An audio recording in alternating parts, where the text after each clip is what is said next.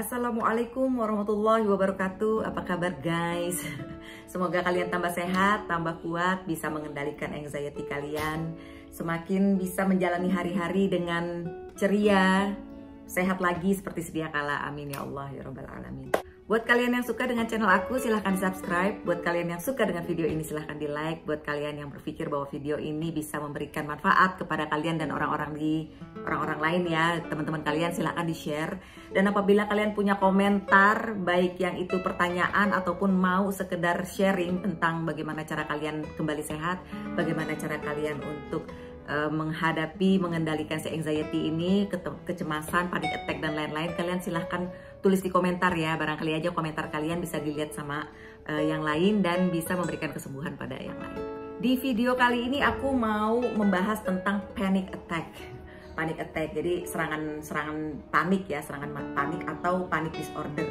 Ini bisa terjadi pada siapa saja, bisa terjadi di mana saja. Kadang-kadang kita lagi ngobrol biasa aja sama temen tuh, tiba-tiba panik disorder itu bisa datang, panic attack itu bisa datang gitu. Pada saat lagi nyetir, pada saat lagi di jalanan, entah nyetir mobil, entah nyetir motor. Pokoknya di mana aja panic attack ini memang bisa terjadi pada siapa aja dan kapan saja. Dan kabar baiknya, panic attack ini tidak akan membunuhmu, tidak akan mematikanmu, tidak akan membuat kamu pingsan gitu. Cukup dikendalikan saja.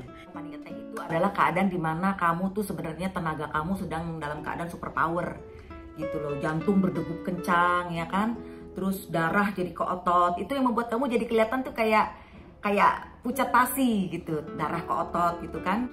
Terus badan juga jadi dingin gitu, terus mata tuh jadi blur, terus keseringan seperti itu. Karena kenapa? Ya itu tenaga itu, kita jadi banyak tenaga di dalam diri kita, dan itu harus dikeluarkan menurut aku sih.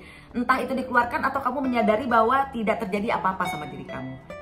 Jadi diagnosis dari penyakit panic attack ini, misalnya panik itu terjadi pada diri kamu minimal 3 kali deh dalam sebulan gitu loh. Kamu panic attack gitu kan. Nah itu kamu baru bisa dikatakan bahwa kamu punya penyakit panic attack. Tapi kalau kamu cuma terjadi misalnya sekali dalam seumur hidup kamu, misalnya kamu ngeliat ada kebakaran gitu kan. Kebakaran terus ya kamu panik, terus kamu berusaha untuk lari, atau kamu berusaha untuk menyelamatkan diri, atau kamu berusaha untuk menyelamatkan orang-orang yang kamu sayangi, ya kayak gitu-gitulah pokoknya ya. Terus panik kan, tenaga kamu kan jadi berlebihan gitu ya kalau panic attack gitu. Nah itu baru bisa dibilang kamu itu tidak punya penyakit panik, tapi memang ada triggernya gitu. Yang masalah yang panic attack disorder ini kan apabila tidak ada apa-apa terus tiba-tiba ya itu jantung deg-degan, terus ketakutan ya kayak gitu-gitulah dan sebagainya gitu ya, baru kamu bisa dibilang panic attack. Kalau itu terjadi minimal 3 kali dalam sebulan. Yang pertama, gejala panic attack, jantung berdebar. Ini sering banget deh orang merasakan itu ya, jantung berdebar, berdegup kencang gitu kan, tidak seperti biasanya. Dan itu akhirnya gara-gara dia berdebar kencang, kamu jadi berpikir bahwa mungkin gue bakalan stroke, mungkin gue bakalan gagal jantung, kayak gitu-gitu. Terus akhirnya kamu ketakutan, itu yang pertama. Terus yang kedua, keringat dingin. Nah dengan adanya keringat dingin dan debaran jantung yang berdegup kencang tadi, kamu makin merasa nih, wah beneran juga nih, jangan-jangan gue bakal stroke nih, gue bakalan gagal jantung nih. Apalagi kan dengar-dengar sih orang yang penyakit jantung kan tangannya, telapak tangannya itu kan sering berkeringat gitu ya. Ditambah itu terus ditambah keringat dingin juga, jadi kamu makin takut. Terus yang ketiga, gemeter. Aku tuh juga merasa gitu kan, suka kayak tremor gitu kan, gemeter. Terus jadi makin gak nyaman kan, udah jantung deg-degan, udah keringat dingin, udah terus kayak tremor gitu, kayak aduh kayak gemeter gitu kan.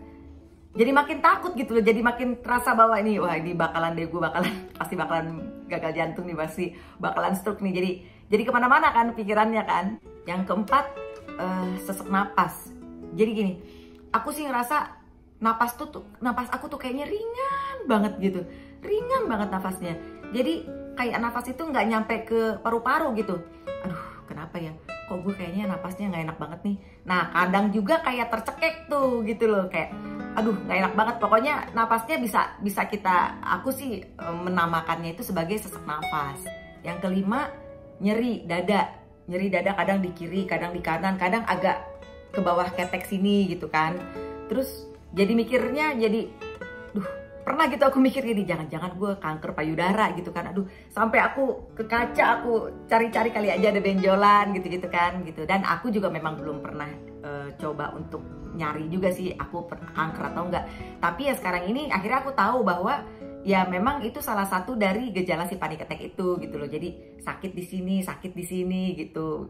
Membuat kita jadi nggak nyaman, semakin menambah ketakutan kita, semakin kita menjudge dan melabelkan diri kita bahwa gua sakit jantung gitu. Terus yang keenam adalah mual gitu, kayak perutnya nggak enak. Itu untuk sebagian orang. Kalau aku nggak terlalu sering mual juga sih gitu. Yang paling benar-benar membuat aku ketakutan itu ya si jantungnya itu, terus keringat dingin ya, yang kayak tadi ya 1-5 tadi. Kalau mual sih aku nggak terlalu. Kadang memang ada. Terus apalagi yang ketujuh itu keliengan. Nah ini kayaknya fenomenal banget deh keliengan ini. Keliengan tuh yang kayak kita berada kayak di kapal atau kayak di mana ya kita ya, kayak kehembus-hembus angin gitu. Terus pikirannya jadi hilang-hilang gitu kan, jadi kayak skip gitu. Aduh, kok kayaknya gue barusan apa ya gitu. Terus tiba-tiba kayak kita merasa ada di badan tuh kayak gamang gitu, terus kayak merasa ada di dunia lain gitu, kayak nggak jejak gitu, kayak ini gue apa sih yang terjadi sama diri gue gitu. Pikiran skip hilang. Nah di situ tuh kadang-kadang aku merasa ya itu takut mati, takut pingsan, takut jatuh. Mulai deh tuh, aduh jangan-jangan gue mau pingsan. Tadi pikirin jangan-jangan mau mati, sekarang tiba-tiba jangan-jangan mau pingsan, yang kayak gitu-gitulah. Pokoknya yang jelek-jelek aja kita labelin diri kita gitu. Padahal itu sebenarnya nggak boleh, jangan melabelkan yang jelek gitu ya. Terus orang yang panic attack juga tuh kayak aku juga pernah banget gitu. Merasa kayak nih gue kayaknya bakal gila nih. Nih jangan-jangan orang gila nih begini duluan nih kayak gue nih gitu. Melabelkan diri kita akan menjadi gila gitu. Padahal itu kan nggak boleh dan itu nggak akan terjadi sih gitu loh, nggak akan terjadi. Jadi kamu tenang-tenang aja. Jadi kalau aku cuma ngasih tahu ini bahwa ketakutan yang pernah aku rasakan ya, mungkin kamu juga rasakan juga supaya kalian tahu bahwa nggak akan gila gitu loh. Nah itu salah satu yang kita takutkan kan gitu. Aduh kayaknya gue bakalan gila nih.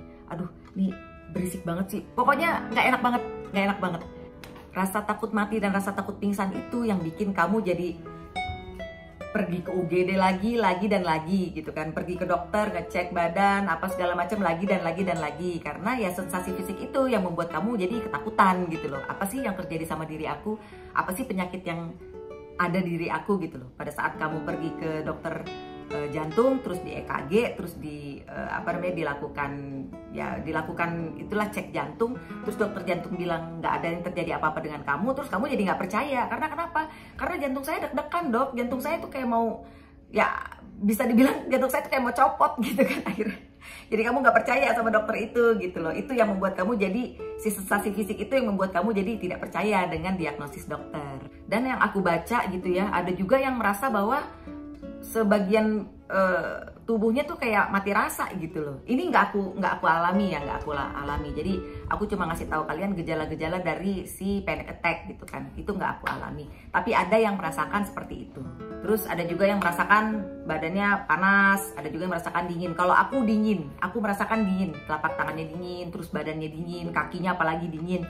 Bisa-bisa kadang kaku sampai pakai kaos kaki gitu kan. Kalau udah merasakan panic attack itu naik gitu loh, entah karena apa aja ya, entah karena asam lambung atau apapun, pokoknya panic attack itu naik gitu, aku ngerasain tuh.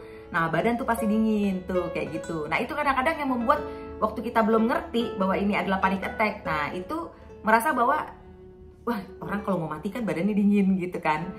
Terus pada saat ngecek darah, terus darahnya rendah, wah orang kalau mau mati kan darahnya menjadi rendah gitu kan. Jadi ketakutan itu tuh, sensasi fisik itu yang harusnya kamu bisa kendalikan supaya jangan terus-terusan dipikirin bahwa kamu akan mati gitu loh. Itu sensasi fisik orang panic attack, jadi supaya kalian tahu. Nah dari semua sensasi fisik yang tadi aku kasih tahu, itu nggak semuanya terus langsung dirasakan di tubuh ya. Minimal kamu ngerasain 3-4 sensasi fisik itu kamu bisa dinamakan panic attack gitu. Misalnya kamu deg-degan, terus ditambah dengan keringetan, terus ditambah dengan dengan keliengan gitu, terus ditambah dengan ya pokoknya ada minimal 3-4 sensasi fisik dengan hilang-hilang gitu kan, pikiran skip hilang-hilang gitu. Segitu sensasi fisik yang udah pernah kamu rasakan ya berarti kamu sudah dalam keadaan panic attack. Jadi di sini aku bukannya mau menyarankan kalian untuk nggak ke dokter ya, enggak, justru kalian harus ke dokter untuk meyakinkan diri kalian bahwa ini memang sekedar panic attack atau memang ada penyakit gitu loh. Dokter, pergi aja ke dokter jantung, pergi aja ke dokter penyakit dalam, pengen tahu apa yang terjadi dengan lambung kamu gitu kan, terus pergi ke dokter klinis gitu kan, misalnya ke dokter jantung, pokoknya apa yang kamu rasakan nggak enak, kamu pergi aja dulu ke dokter. Tapi pada saat dokter bilang bahwa tidak terjadi apa-apa sama kalian, kalian harus percaya. Itu masalahnya. Orang yang punya panic attack atau anxiety itu cemas ya gitu. Punya anxiety itu kadang-kadang suka nggak percaya sama apa kata dokter gitu loh. Makanya kalian akhirnya bolak-balik pergi ke UGD, balik lagi gitu. Itu yang membuat kalian jadi bolak-balik ke UGD, si sensasi fisik itu. Nah, biasanya pada saat kamu mengalami sensasi fisik yang seperti itu ya, aku juga pernah gitu. Terus kita jadi hipokondria tuh, udah panik attack, tambah hipokondria lagi. Hipokondria adalah perasaan kamu takut sama penyakit yang berat-berat gitu loh. Misalnya kayak tadi yang aku bilang kan, ada rasa sakit gitu kan di sini nyeri gitu kan. Terus kadang-kadang agak di bawah ketek sedikit gitu kan. Pada saat kita ngalamin itu, kita merasa bahwa, waduh jangan-jangan gue sakit kanker nih gitu. Pada saat kita keliengan, waduh gue kayaknya vertigo nih gitu. Pada saat kita sakit jantungnya deg-degan gitu kan, waduh nih kayaknya gue bakal sakit jantung nih, gue bakal stroke nih, gue bakal gagal jantung nih gitu. Itu kan jadinya masuknya kan ke hipokondria, ke penyakit, kamu takut akan penyakit berat-berat terjadi kepada diri kamu gitu. Nah itu kan semua gejala-gejalanya. Sekarang aku akan menjelaskan sama kamu bagaimana cara menghadapinya, bagaimana cara mengendalikannya gitu. Ini yang pernah aku rasakan ya, yang pernah aku jalani gitu ya. Jadi tanpa kalian sadar, pada saat kalian panic attack, coba deh kalian sadari bahwa kalian napasnya tuh akan berburu gitu. Akan berburu napasnya gitu. Karena kenapa? Pada saat panic attack itu sebenarnya badan kita itu udah ada super power sebenarnya gitu loh. Kenapa ada super power? Ya karena kita panik. Kalau kamu ngelihat anjing gila misalnya di jalanan gitu kan, yang lagi ngejar-ngejar kamu panik kan? Kamu cuma nggak sadar aja bahwa itu kamu sedang ada dalam keadaan panic attack gitu loh. Panic attack cuma tidak disorder panic attack yang sebenarnya, karena kamu lagi dikejar anjing gitu kan. Atau pada saat ya itu tadi lihat ada rumah kebakaran, atau misalnya ada macan yang akan siap menerkam kamu, yang akan siap makan kamu, terus kamu kaget, panik, entah kamu lari atau kamu ngelawan gitu kan. Nah itu kan kamu dalam keadaan punya tenaga gitu kan, super power kamu tuh di situ gitu. Cuma kamu nggak sadar aja. Nah sekarang sebenarnya dalam keadaan panic attack itulah yang terjadi sama badan kamu, sehingga napas kamu tuh berburu. Nah napas kamu berburu, kamu bisa ngikutin napas itu. Terus karena kamu sekarang udah tahu kan bahwa sebenarnya itu badan kamu tuh dalam keadaan full tenaga, fully charge sebenarnya gitu. Kamu bisa berdiri jalan-jalan ke sana kemari, atau kamu seperti aku pernah bilang di video-video aku sebelumnya, aku kadang-kadang aku bawa lari gitu kan ya, bisa begitu. Atau kamu bisa menggerak-gerakan badan kamu, pokoknya apa aja lah bisa kamu, untuk si tenaga itu bisa keluar gitu loh, bisa keluar dari diri kamu. Seperti kamu misalnya kayak kamu naik halilintar, pada saat kamu naik ke atas jek gitu kan, kamu ketakutan kan? Itu sebenarnya kamu kena panic attack. Panic attack itu biasa ya, serangan panik biasa, itu biasa. Cuma tidak disorder karena memang terjadi pada saat keadaan yang membuat kamu panik gitu, cek gitu. Nah pada saat kamu diturun, gitu kan, kalau kamu nggak teriak itu sakit banget loh. Kamu tahan gitu, itu nggak enak banget, itu sakit banget. Tapi pada saat kamu lepaskan, wah, kamu teriak, itu malah enak loh. Kalau kamu nggak percaya coba aja. Kalau berani. Kalau kamu nggak percaya coba aja. Aku pernah baru aku sadari sekarang ya, setelah aku punya penyakit panic attack ya.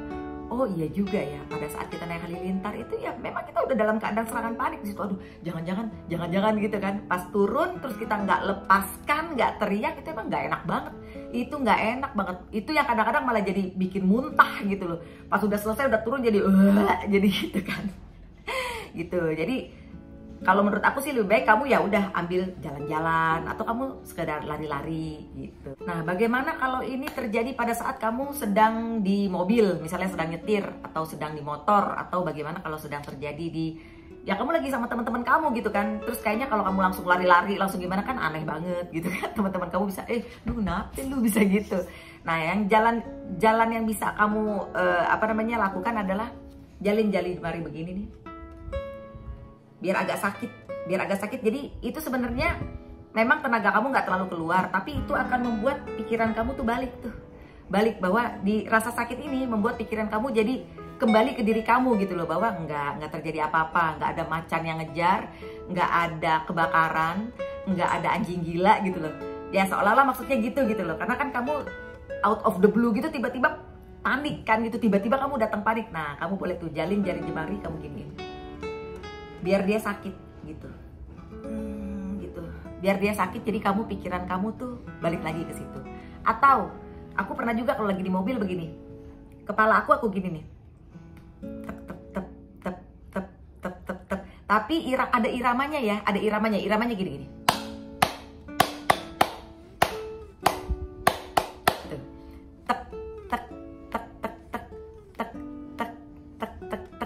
Di sini nih, pas di sini nih. Coba deh kamu sekarang. Ikutin ya kita ya. Ikutin iramanya aku ya.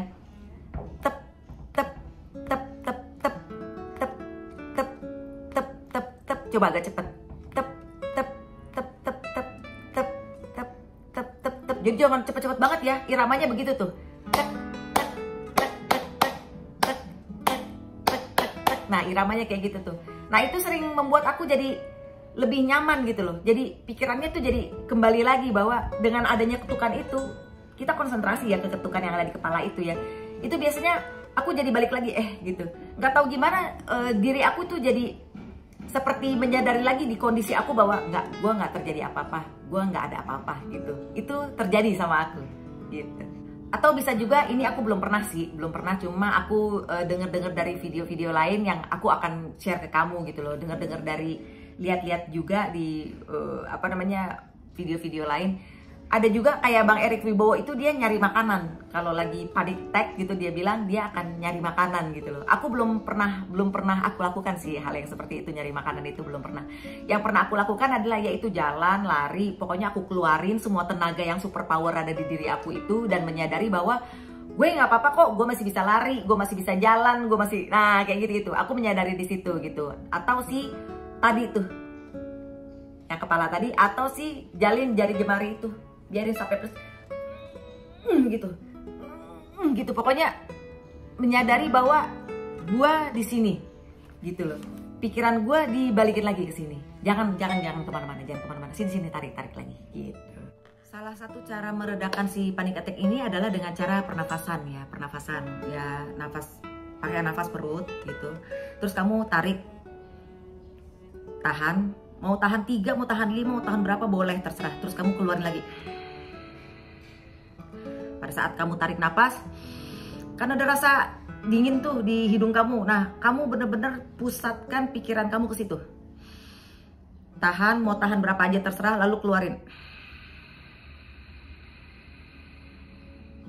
Sampai betul-betul keluar, sampai perut kamu betul-betul kempes gitu. Dan kalau kamu udah ngejalan itu ya mau 3 kali, mau 5 kali terserah. Nah, aku ada ngejalanin gini juga nih. Tarik napas. Napas saat aku keluarinnya, aku akan keluarin dari mulut dan dengan cara ditiup. Dan aku membayangkan pada saat aku niup keluar si napas itu, aku membayangkan bahwa semua ketakutan yang ada di pikiran aku, boleh dalam bentuk warna, boleh dalam bentuk apa aja yang kamu merasa bahwa itu lebih nyaman sama kamu. Mau warna hitam, mau warna merah, mau dalam bentuk kotak, mau dalam bentuk bulat, dalam bentuk segitiga, terserah kamu. Itu kamu pikirkan, kamu ibaratkan bahwa itu adalah si ketakutan kamu. Si panic attack kamu. Terus kamu gitu.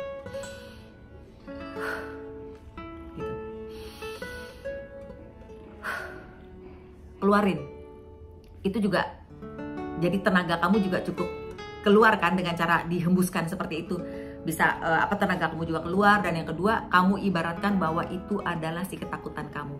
Dan inget ya, kamu panic attack ini sama sekali, panic attack, anxiety itu semuanya tidak akan membuat kamu mati. Aman 100%, tidak akan ada yang membuat kamu mati gitu loh. Ini udah secara medis, udah secara kedokteran, ya memang ya itulah, mana ada sih Ibaratnya rasa lapar tidak akan membuat kamu mati. Karena kenapa? Selama kamu makan, dia nggak akan mati kan. Rasanya itu tidak akan membuat kamu mati.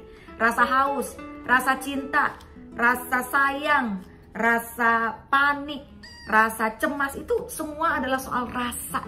Rasa tidak akan membuat kamu mati. Kamu harus ingat itu, gitu loh. Kalau kamu bilang tadi kayak aku bilang rasa lapar tidak akan mematikan, terus kamu bilang ya kalau nggak makan ya iyalah, kalau nggak makan ya mati. Tapi kalau rasa lapar itu tidak akan membuat kamu mati. Rasa haus tidak akan membuat kamu mati. Kalau haus ya tinggal makan. Itu kan sebenarnya seperti signal kan dari diri kita gitu loh, bahwa badan kita kekurangan ini, kekurangan cairan, akhirnya haus. Badan kita kekurangan makanan, akhirnya lapar gitu kan.